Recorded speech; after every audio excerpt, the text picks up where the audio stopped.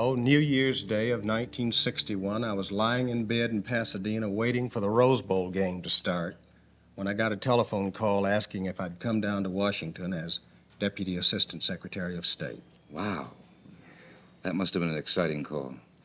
Well, there were a lot of days during those 4.5 years when I wished I'd never gotten the call.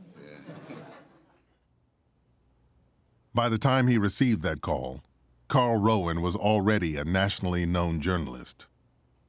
During the 1960 campaign, he'd written a series of articles for a Republican-owned newspaper on Democratic candidate John F. Kennedy that Kennedy found surprisingly fair. 6 months later, the new president offered the young journalist the job of Deputy Assistant Secretary of State for Public Affairs. Carl Rowan would communicate Kennedy's policies to journalists around the world. He wanted his voice to be heard.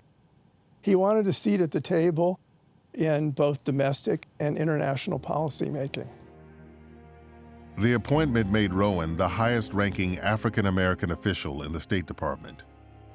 It was a remarkable accomplishment, especially for someone who'd grown up in a family of 5 in a small house with no electricity in McMinnville, Tennessee.